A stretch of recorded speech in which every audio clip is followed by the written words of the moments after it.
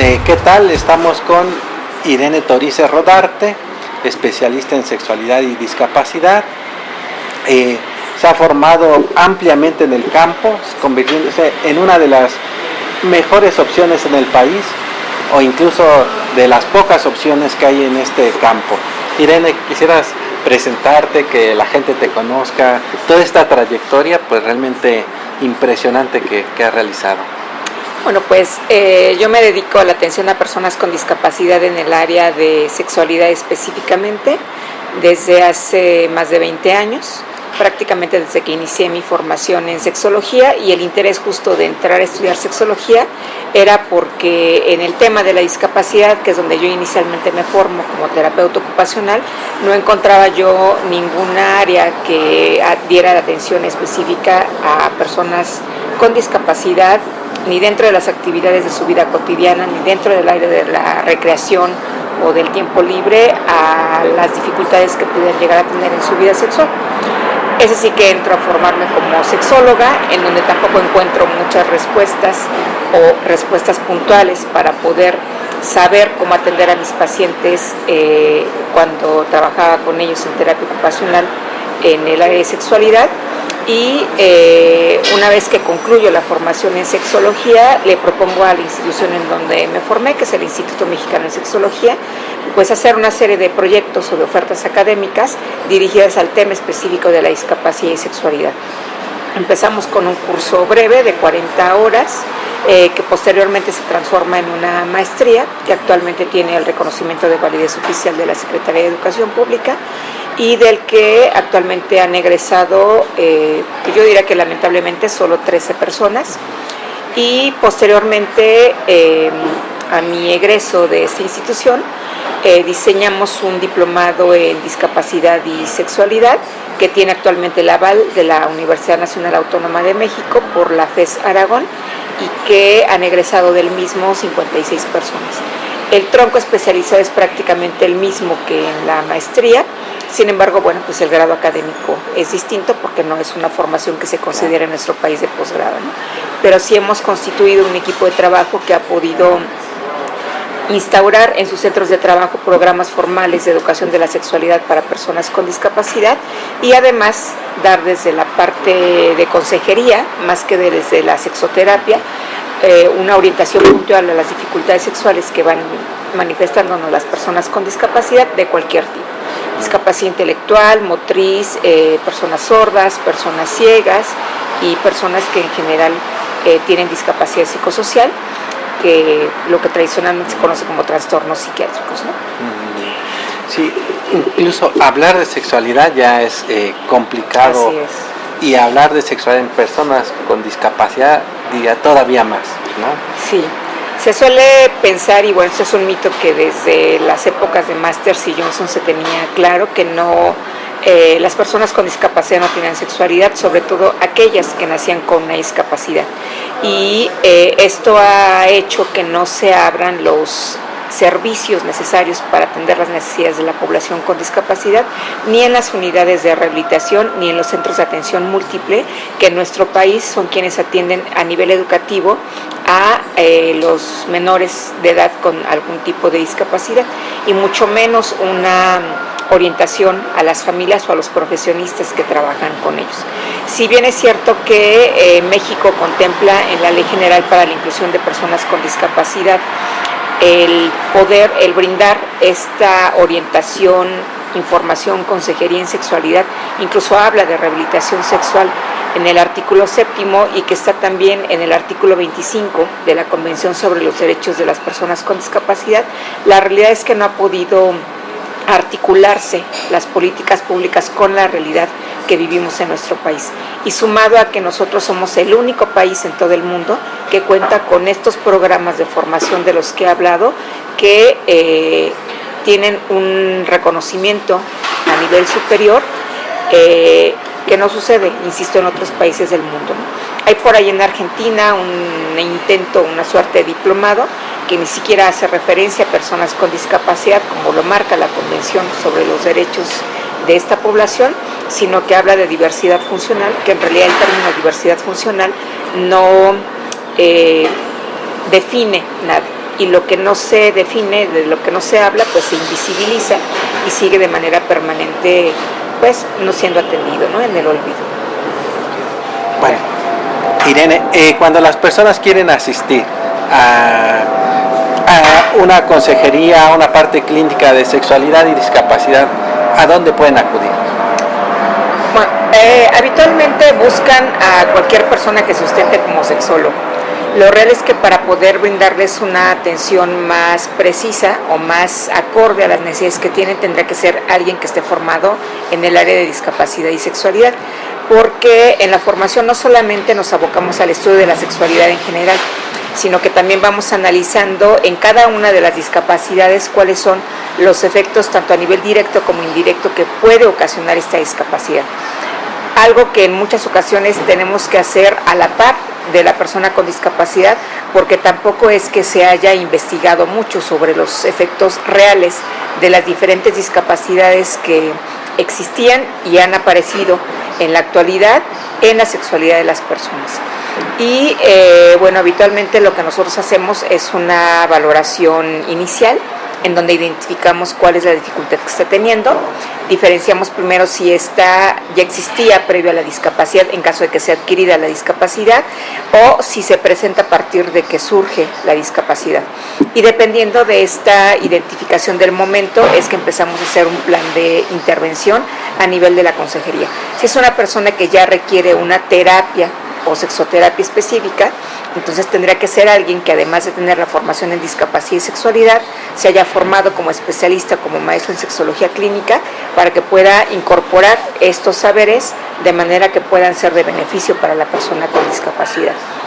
Y en el caso de, trabajamos también por supuesto con la pareja, en el caso de personas adultas, y en el caso de personas que todavía no tienen una pareja, que su discapacidad es de nacimiento o que se adquirió tempranamente en la vida, trabajamos muchísimo con las familias. Las familias son quizá la parte de este contexto de la persona con discapacidad a quienes les cuesta más trabajo asumir y aceptar la discapacidad y además de todo la sexualidad de las personas. El problema de la esterilización es un problema muy frecuente, nos lo remiten en el caso de Geisha de las escuelas o de las clínicas para convencer a las familias de que les esterilicen y bueno, lo que terminamos diciéndoles es lo que está contemplado en la norma y en la ley en nuestro país, que esterilizar bajo ningún argumento, es decir, imponer de esterilización es causal de una pena de 7 años de prisión como mínimo, tanto para la persona que hace la cirugía o la esterilización forzada como para quien colabora en ella. Entonces todo ese tipo de asesoría, incluso a nivel de tipo legal, en los casos de abuso sexual, es lo que nosotros vamos haciendo, que también lamentablemente son más frecuentemente sujetas de abuso sexual las personas con discapacidad, independientemente de la edad, que las personas que no tienen una discapacidad evidente. El problema con las personas con discapacidad es que estos ilícitos habitualmente no se denuncian porque la persona con discapacidad puede no tener la facultad para comunicarlo verbalmente y entonces se hace más difícil la identificación. Empezamos a orientar entonces a la familia cuáles son los indicadores que tendría que estar observando para poder presumir que pudiera haber estado siendo sujeto de algún tipo de violencia, incluso de índole sexual, para poder nosotros atenderlos de una manera directa. Y bueno, lamentablemente en nuestro país, como en muchos otros, no existen, así como no existen suficientes profesionistas, tampoco existen suficientes instituciones que presten este servicio. En la República Mexicana somos la única institución que cuenta con este grupo de asesores especializados, de asesoras especializadas, para poder orientar a las personas con discapacidad. Cada año celebramos un congreso al que le denominamos Encuentro con tu Sexualidad, que está dirigido específicamente a niños, jóvenes y adultos con discapacidad, a sus familias y a profesionistas que les brindan algún servicio, justo para hacer algo que yo llamo la Santísima Trinidad, en donde si no estamos colaborando las tres áreas juntas, la familia, los profesionistas y las personas con discapacidad, difícilmente vamos a poder avanzar en lograr que la persona con discapacidad tenga un desarrollo saludable de su sexualidad, se exponga a menos riesgos y su salud sexual como su educación sexual estén garantizadas. Sí, creo que se ha de mantener el mito de que hablar de sexualidad es relaciones sexuales, relaciones coitales, ¿no? Y que es incitarlos a iniciar esta vida sexual cuando son personas inocentes, que no tienen interés ni piensan en situaciones sexuales, mucho menos en tener un noviazgo, en formalizar una pareja, en tener hijos, y por supuesto que piensan en esto. Y bueno, nosotros nos ha tocado atender casos pues difíciles y algunas ocasiones diría yo que hasta trágicos, de chicas que llegaron con un embarazo, secuela de una violación o de un abuso sexual, y que las familias no se enteraron que la chica estaba embarazada hasta que ya tenía 5 o 6 meses de embarazo, porque presumieron que lo que estaba era engordando, subiendo de peso, justo por esta creencia de que no tienen sexualidad. Y bueno, sí fue difícil en este caso que se aceptara no solamente el embarazo, sino además la maternidad. Al final la chica lo aceptó bien, ella decidió hacerse cargo de su hija, con los apoyos que todos requerimos cuando decidimos ejercer la maternidad o la paternidad por parte de la familia cercana o de terceros. Y el otro es un caso de una chica con una discapacidad psicosocial que se embaraza ella porque tiene por voluntad propia relaciones con un compañero de trabajo, tiene a la niña y ahorita hay un pleito ahí bastante difícil con la familia, porque la familia quiere quedarse con la niña o quitarle literalmente a la niña. Esta mujer no está dispuesta ni a ceder la custodia, ni la patria potestad, ni absolutamente nada de lo que pudiera cederse. Y bueno, en un evento de violencia muy importante, esta mujer decide salirse de su casa, la niña se queda con la abuela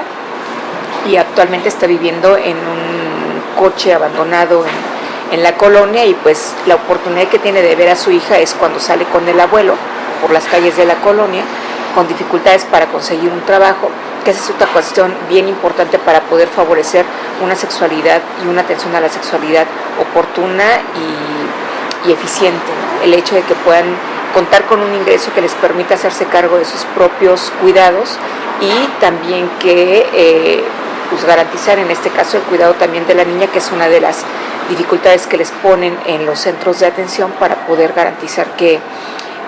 pues haya una buena crianza, simplemente, que es lo que todos pensamos, que es lo mínimo necesario para un menor, ¿no? Tenga o no tenga discapacidad. Incluso para cada discapacidad se requiere una forma de adaptar la educación, ¿no? Sí, que esto es algo también muy importante, Carlos. Nos hemos encontrado en muchas ocasiones con gente que intenta asumir el papel de educador o de orientador de personas con discapacidad, y que pueden generar situaciones hasta absurdas. Un caso muy específico, una mujer que sí es sexóloga, que le invitan a trabajar en una institución pública, que se le ocurre poner un ejercicio de relajación, de imaginería, en donde te piden cierra tus ojos, ponte en contacto con tu respiración, y resulta que entre la población que estaba atendiendo tenía 2 personas sordas. Entonces, si la persona sorda tiene los ojos cerrados, es imposible que se dé cuenta lo que le intentas transmitir a través de la lengua de señas. Entonces, por supuesto, en el caso de las personas sordas, habrá que adecuar los materiales para que tengan el menor texto posible. Si la persona que está brindando la educación, la orientación, la consejería no sabe lengua de señas, tiene que asistirse de un intérprete de lengua de señas, que además de todo sepa los ideogramas referidos a la sexualidad, que no es en todos los casos. En el caso de las personas ciegas tendremos que trabajar más con cuestiones táctiles, con materiales tridimensionales, de preferencia lo más acercados a la realidad en cuanto a su tamaño, para que puedan establecer contacto con estos y diferenciar cosas que pudieran parecernos a quienes vemos muy simples, como los órganos sexuales del hombre y los órganos sexuales de la mujer. En el caso de las personas con discapacidad intelectual, tendremos que graduar el nivel de nuestro lenguaje a un nivel que sea comprensible para ellos, que sea muy simple, y que también a través de imágenes podamos nosotros reforzar lo que les estamos diciendo verbalmente. Y con las personas con discapacidad intelectual, cuestiones como la higiene, como el uso del condón, tendrán que repetirse de manera constante para que verdaderamente puedan apropiarse de la información, porque tienden, si no a olvidarlo, sí a no seguir la misma secuencia para hacer la misma rutina. Habitualmente en las personas con discapacidad intelectual lo que funciona es justamente las rutinas. Y bueno, con las personas con discapacidad motora ahí dependerá del tipo de discapacidad de que se trate, porque no es la misma orientación o la misma información la que se le dará a una persona que tiene una lesión medular y que ve afectada su respuesta sexual, en el caso de los hombres que no puede tener una erección, en el caso de las mujeres que no pueden sentir en la zona de sus órganos sexuales lo que les pueda propiciar o generar un orgasmo, y también cuestiones como la paternidad y la maternidad, que una persona que pues, perdió una extremidad por un accidente de trabajo o de tránsito, y que bueno, pues ahí no hay ninguna afectación a la sexualidad, que quizá pueda verla en la actividad sexual para lograr algunas posiciones, para poder mantener el equilibrio en muchas ocasiones. Entonces ahí en la discapacidad motora sí dependerá de cada tipo de discapacidad para dar la orientación y la consejería de manera específica. Sí, incluso regularmente las opciones son cuando ya llegan con el especialista. Todo el trabajo preventivo implica la educación de la sexualidad, ¿no? Que al fin y al cabo es necesario porque tiene que ser permanente, ¿no? Al fin y al cabo, una persona que nace con una discapacidad, desde la sexualidad infantil, adolescente y así en el transcurso de su vida, la sexología o la educación de la sexualidad, mejor dicho, es necesaria que esté permanente, ¿no? Porque al fin y al cabo no es que aprendemos y ya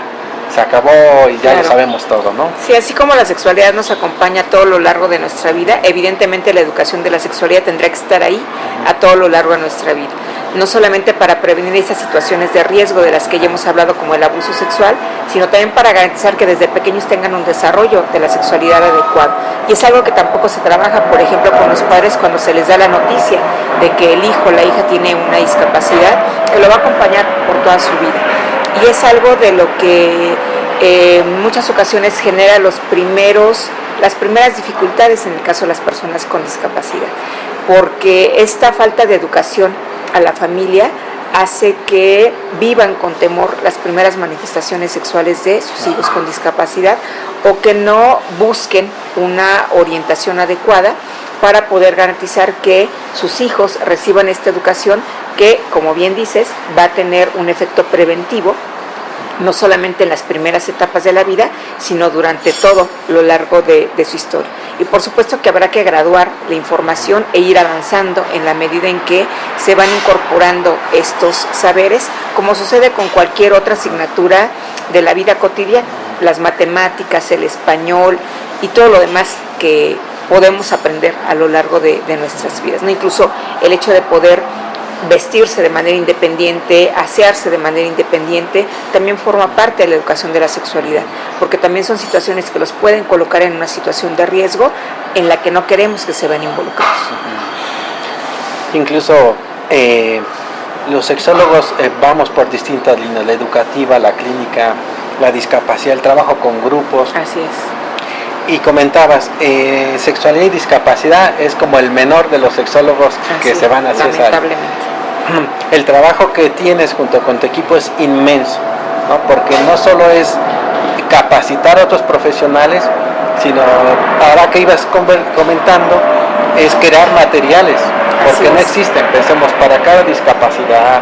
todo diría como protocolos, ¿no? Así es. Nosotros cada curso que damos, cada intervención que damos, incluso en estos cursos cortos que damos en el encuentro con tu sexualidad, tenemos primero que hacer un diagnóstico de las necesidades de la población que vamos a recibir, para a partir de ahí diseñar los materiales. Y también para hacer la división de los grupos o construir los grupos, porque en muchas ocasiones, aunque lleguen de la misma escuela, por ejemplo, los niveles de comprensión son distintos. Hay algunos que nos llegan con una comunicación adecuada, de tipo verbal, hay otros que no. Entonces también ahí tendremos que hacer ajustes en los materiales. Y sí, este proceso de construcción es constante. Entonces vamos haciéndonos de nuestro acervo, que ya deberíamos de tener una bodega llena de materiales que podamos reutilizar para garantizar que la educación llegue pues de la manera más formal y más adecuada posible a los grupos que atendemos, pero sí es también parte de la tarea. Y quizá acabas de dar en el clavo de por qué no mucha gente le entra a estudiar discapacidad y sexualidad, además de que es una maestría de alta exigencia, en donde hay una demanda importante por las características de la población a la que atendemos y que yo creo que no tendría por qué ser distinto con el resto de las poblaciones. Pero acá sí hay que ser muy precisos en el diagnóstico, si lo queremos ver así, de las necesidades, no solamente en el ámbito educativo, sino también en el ámbito